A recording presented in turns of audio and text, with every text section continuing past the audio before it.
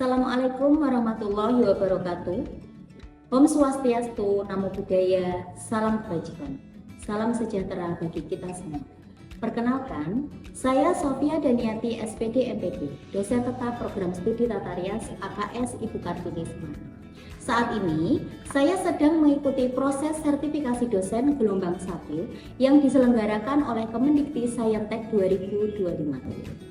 Saya akan melakukan penyusunan dokumen pernyataan diri dosen dalam unjuk kerja Tridharma Perguruan Tinggi atau PDD UKT-PT di bidang pengajaran. Saya mengajar mata kuliah Rias Fantasi di semester genap tahun 2024-2025 dengan bobot 3 SKS yang terdiri dari 60% praktek dan 40% teori dengan 16 kali pertemuan, di mana 2 pertemuan diantaranya yaitu UTS dan UAS.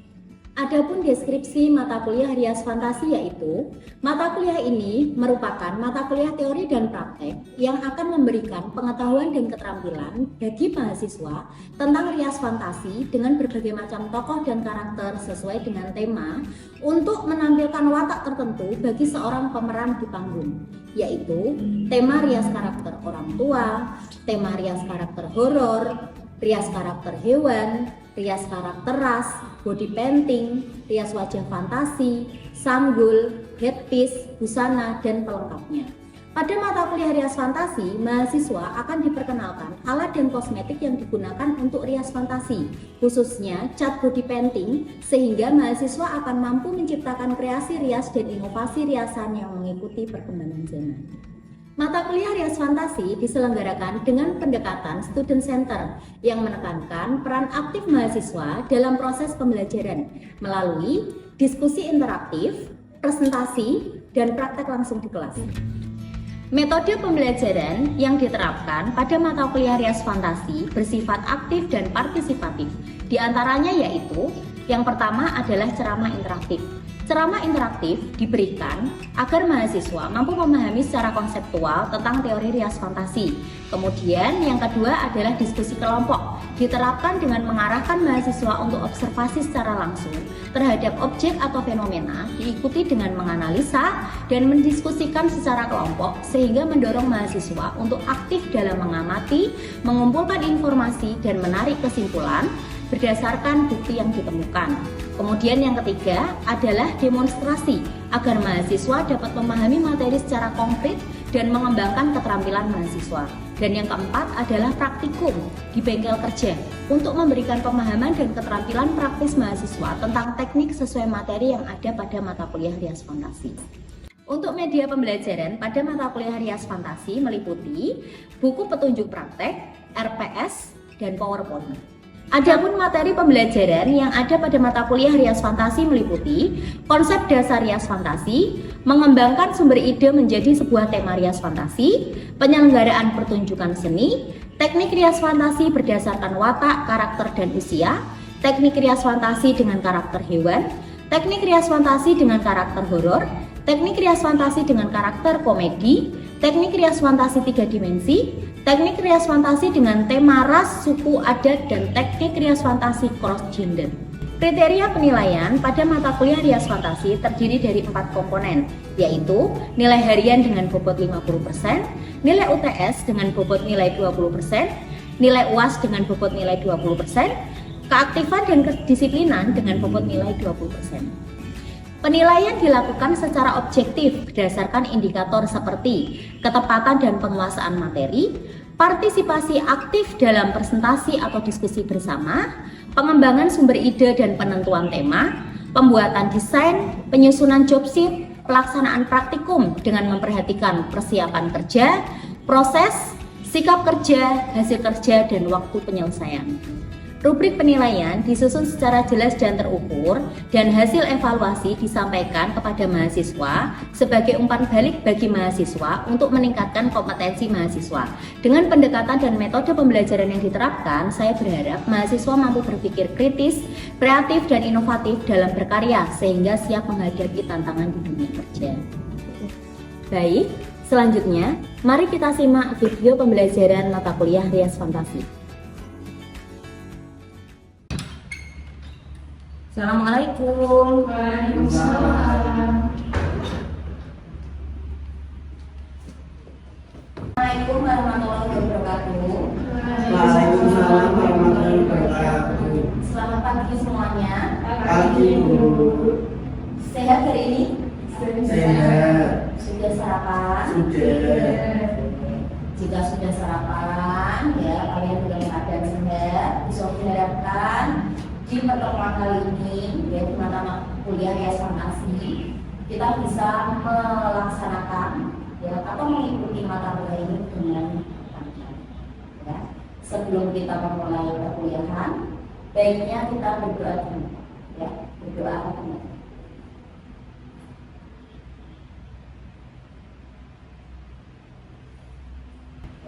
Siapa yang tidak masuk hari ini? Tidak ada. Oke, ya di pertemuan kali ini kita akan membahas tentang tema rias fantasi, ya. Tapi sebelum kita membahas lebih dalam tentang tema rias fantasi, Bu Sofi ingin bertanya, kira-kira ya pertemuan minggu lalu kita sudah membahas apa sih? Ya, Bu. Oke, Mahesa? Membahas tentang konsep dasar rias fantasi, Bu. Oke, membahas tentang konsep dasar rias fantasi. Ya, kita flashback di pertemuan minggu lalu, ya, biar kita bisa sama-sama merefresh, ya. Jadi materi yang bisa disampaikan minggu lalu itu, bisa yang tahu lupa apa enggak nih kalian ya? Untuk pertemuan minggu lalu, kira-kira konsep dasar rias fantasi itu apa? Oke, Amalia. Perwujudan kreativitas seorang ahli kecantikan dalam mengembangkan sumber ide melalui angan-angan atau hayalan menjadi tema yang mungkin diaplikasikan sesuai karya rias fantasi baik hiasan, busana, aksesoris hingga tatanan. Oke, tepuk tangan untuk Amalia. Yang lain masih ingat ya?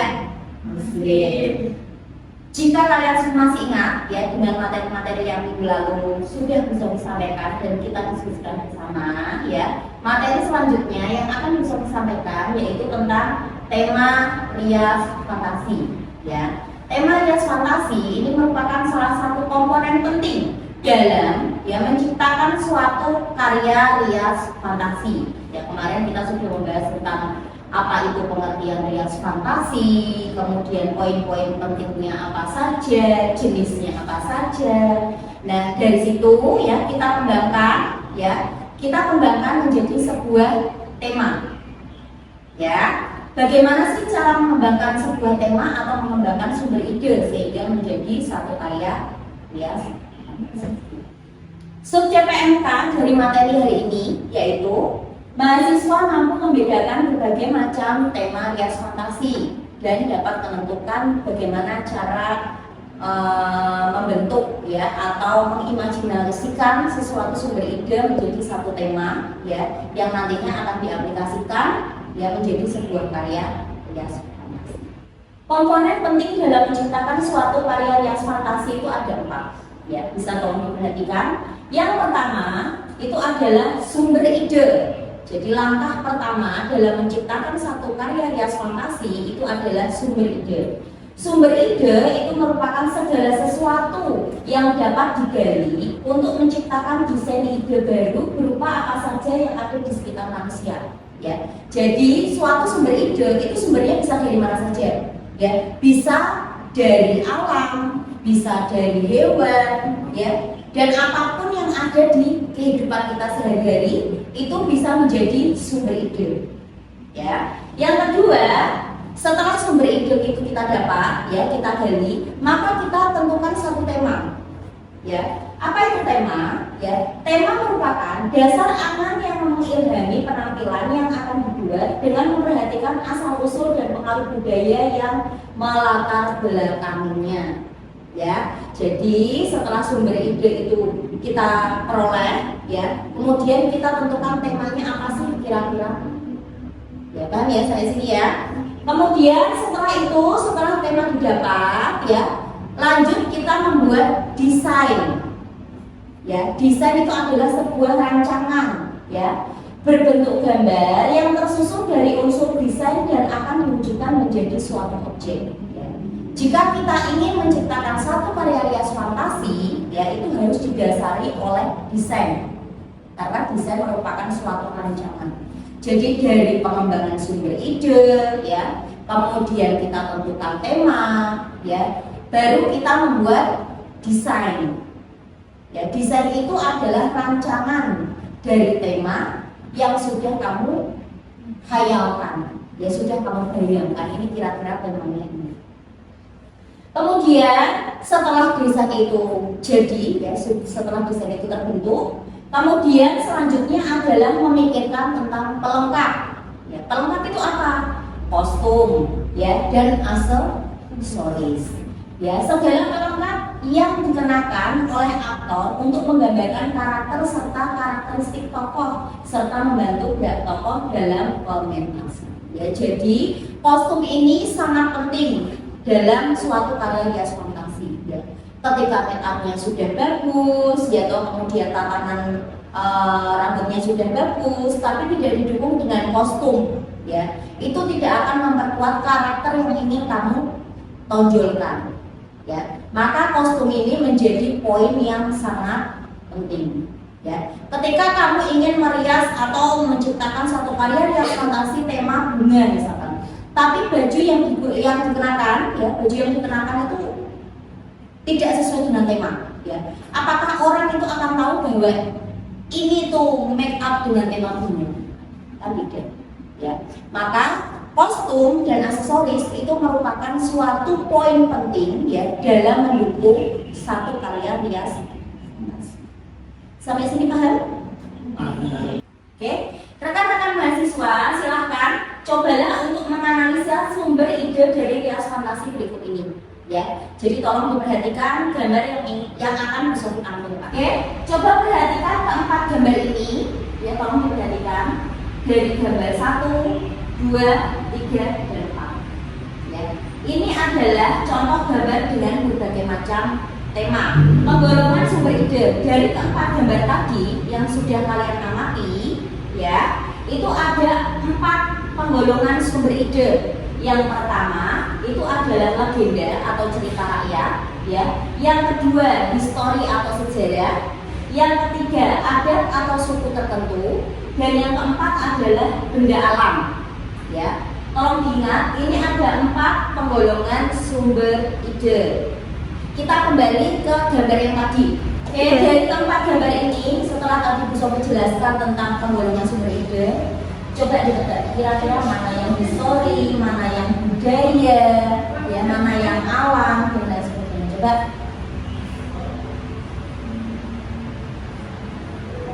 Siapa yang mau menebak? Oke, Sel. Dan itu sejarah. Yang mana? Atas foto sejarah. Atas pojok sejarah. Oke, kemudian selanjutnya ada yang setuju dengan Sel?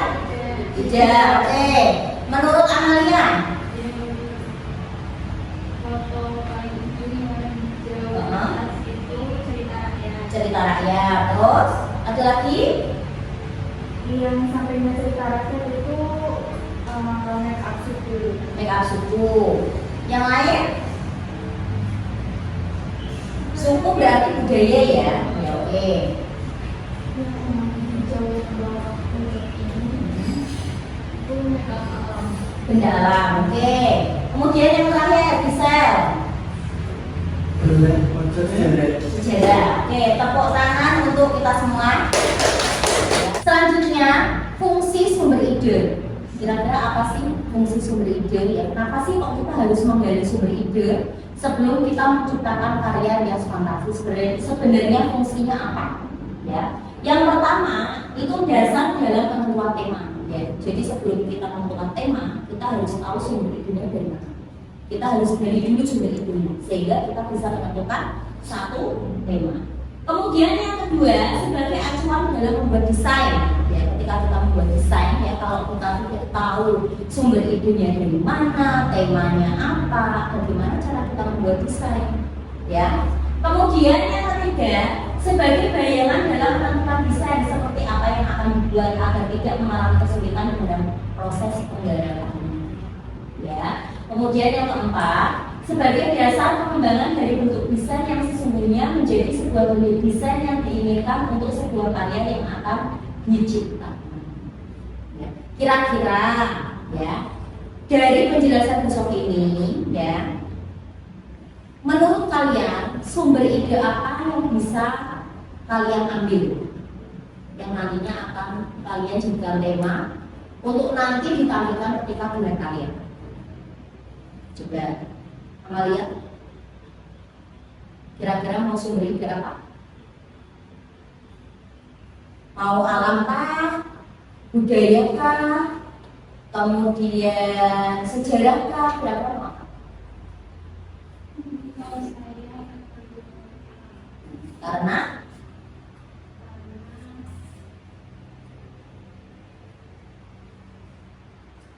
lebih mudah untuk dieksplor mungkin.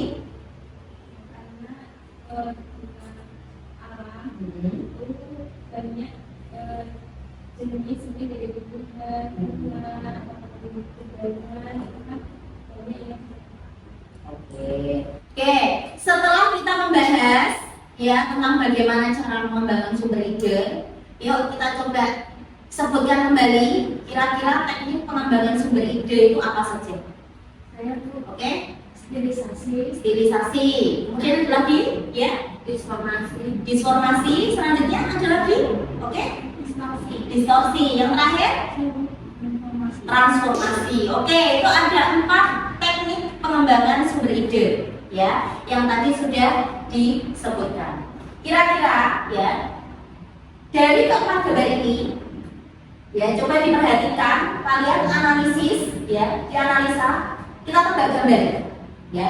Kira-kira dari keempat gambar ini mana yang termasuk teknik stilisasi, mana yang termasuk teknik disformasi, mana yang termasuk teknik transformasi, dan mana yang termasuk teknik distorsi. Ada yang bisa menebak? Saya Bu. Oke, bisa. Oke. Nomor 3 apa? Transformasi. Karena Karena penggambarannya bertujuan menekankan pada pencapaian karakter yang mengarah pada gambaran wujud untuk mencapai karakter ganda. oke, untuk mencapai karakter ganda, kita bisa lihat di nomor 3 bahwa itu ada 2 perwujudan ya, tengkorak dan Cantik. cantik. Oke, selanjutnya, oke, Nila. Nomor 2 yaitu distorsi, Karena merupakan penggambaran untuk di suatu yaitu oke, merupakan satu gambaran utuh yaitu Gatot Kaca. Oke, bagus. Yang ketiga, selanjutnya, oke, Mahesa. yang pertama Bu, stilisasi. Karena Menggambarkan suatu ornamen tertentu yang merupakan suatu simbol atau identitas dalam menggambarkan keindahan. Oke, menurut teman-teman yang lain, Mahesa salah berarti? Salah. Oke, berarti yang nggak tahu yang dijawab Mahesa itu yang mana? Nomor 4. Nomor 4. Karena menunjukkan keindahan. Kemudian kalau nomor 1 apa? Nomor 1 Disformasi. Karena dia hanya bagian yang Oke, tepuk tangan untuk kita semua. Jawaban kalian tepat sekali. Oke, dari materi yang tadi sudah bisa disampaikan, ya kira-kira ada yang mau ditanyakan? Saya Bu. Oke, Gisel. Izin bertanya. Batasan apa yang perlu diperhatikan dalam menentukan tema resonansi? Oke, batasan apa yang perlu diperhatikan ya dalam menentukan karya yang fantasi? Oke, pertanyaan yang bagus. Ada yang bisa menjawab? Saya Bu, Oke, Mila. mungkin dari tujuan dan konteks acara tersebut. Dari tujuan dan konteks acara. Oke, ada lagi? Oke, Mungkin dari audiens yang ditonton. oke. Mila tadi menjawab tentang konteks acara. Ya, betul sekali. Ya, jadi satu karya fantasi itu punya batasan-batasan yang perlu kita perhatikan. Yang pertama itu adalah konteks acara. Ya, acara apa sih yang akan diselenggarakan? Perlombaan kah? Ya, acara teater kah? Ya, itu harus disesuaikan. Ya, yang pertama. Yang kedua, ya betul apa yang disampaikan oleh Mahesa, yaitu dari audiens. Kira-kira siapa yang menonton? Ya, atau orang tua, ya, anak-anak, ya, remaja, itu harus disesuaikan. Ketika kita ingin menciptakan karya rias fantasi, ya, kemudian yang menonton ternyata anak-anak, tapi yang kita tampilkan adalah karya rias fantasi horor, itu kan tidak sesuai. Ya, itu harus diperhatikan. Yang ketiga adalah budaya, ya, itu juga harus diperhatikan. Jangan sampai karya kita itu menyinggung suatu ras atau budaya tertentu. Ya, paham? Oke, itu adalah hal-hal yang perlu diperhatikan dalam menciptakan satu karya rias fantasi, sehingga kita tidak hanya menampilkan keindahan saja, tetapi kita juga harus memperhatikan hal-hal yang sekiranya ya sensitif, paham? Sehingga ya tujuan kita menciptakan karya rias fantasi itu benar-benar untuk keindahan dan ya, selain itu ada lagi, selain tadi yang Sofi sebutkan, yang tidak kalah penting adalah karakter. Ya, karakter itu juga harus diperhatikan. Ya, tidak bisa dipungkiri bahwa rias fantasi, ya, itu tujuannya adalah menciptakan satu karakter. Ya, jadi sesuai tema atau tidak karakter. Paham sampai sini? Ada yang mau ditanyakan lagi? Tidak dulu. Oke. Dari materi yang tadi kita sudah bahas bersama, ya, kita sudah diskusi bersama, ya, tentang bagaimana cara mengembangkan sumber ide. Tapi kita juga sempat menebak gambar, ya. Kemudian kita coba untuk menganalisa suatu gambar, menentukan gambar ini tema apa, gambar ini tema apa. Kita tadi sudah diskusi bersama, ya. Dari materi yang sudah bisa disampaikan, ada yang bisa menarik kesimpulan untuk materi yang sudah disampaikan hari ini? Oke, Amalia.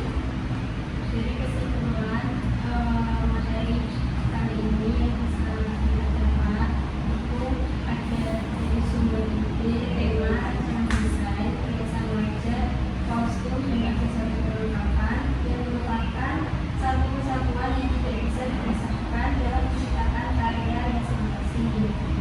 Lalu selain itu perlu diperhatikan juga watak, karakter, ornamen yang menjadi ciri khas untuk menciptakan karya rias fantasi tersebut. Oke, tepuk tangan buat Amalia. Itulah tadi kesimpulan, ya, yang bisa kita ambil bahwa sumber ide, tema, ya, kemudian desain, riasan wajah, watak, karakter, aksesoris, ya, kostum, itu tidak bisa dipisahkan dari satu karya rias fantasi karena itu merupakan satu kesatuan. Ya. Maka ketika kalian ingin menciptakan karya rias fantasi, itu harus memperhatikan komponen-komponen tersebut. Ya, sampai di sini sudah jelas semuanya? Sudah. Jika sudah jelas, ya, Bu Sofi akan beri tugas. Oke, Bu Sofi akan berikan tugas, ya, yang tugas ini silahkan dikumpulkan minggu depan, ya. Tugasnya adalah yang pertama bentuk kelompok, ya. Satu kelompok, ya, itu bisa 5 orang, ya, bisa 3 orang, silahkan ditentukan sendiri. Kemudian setelah kalian membentuk kelompok, silakan menganalisis, melakukan pengamatan dengan menonton salah satu film, ya, atau cerita rakyat, atau legenda, atau pertunjukan teater, ya, atau drama musikal. Kemudian melakukan analisis pada sumber idenya apa, ya, kemudian temanya apa, riasan yang digunakan pada setiap tokoh, dan jelaskan alasannya, ya. Jadi lakukan analisis bersama-sama dengan teman sekelompoknya, ya, untuk menentukan kira-kira sumber idenya apa, ya, kemudian temanya apa, ya, riasannya seperti apa di setiap tokoh yang diperankan, ya. Kemudian lakukan presentasi, hasil diskusi dengan kelompoknya, kemudian presentasikan hasil diskusi kelompok di depan kelas sebagai bahan diskusi bersama. Silahkan dikerjakan, minggu depan, kita presentasi dan kita diskusikan bersama-sama. Begitu ya. Oke, mungkin itu saja yang bisa Sofi sampaikan untuk materi hari ini. Ada sedikit quotes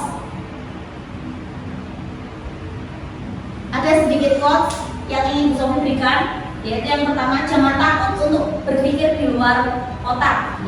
Pemikiran kreatif akan menghasilkan ide-ide yang brilian. Tepuk tangan untuk kita semua. Sekian untuk pertemuan hari ini. Kita ketemu minggu depan. Wassalamualaikum warahmatullahi wabarakatuh. Waalaikumsalam warahmatullahi wabarakatuh. Demikian rekaman video pembelajaran mata kuliah Rias Fantasi di program studi Tata Rias AKS Ibu Kartini. Video ini merupakan salah satu syarat dalam penyusunan dokumen pernyataan diri dosen dalam unjuk kerja Tridharma Perguruan Tinggi atau PDD UKTPT bidang pengajaran. Semoga dapat menjadi pertimbangan baik dalam pengajuan Serdos Gelombang 1 tahun 2025. Terima kasih. Wassalamualaikum warahmatullahi wabarakatuh.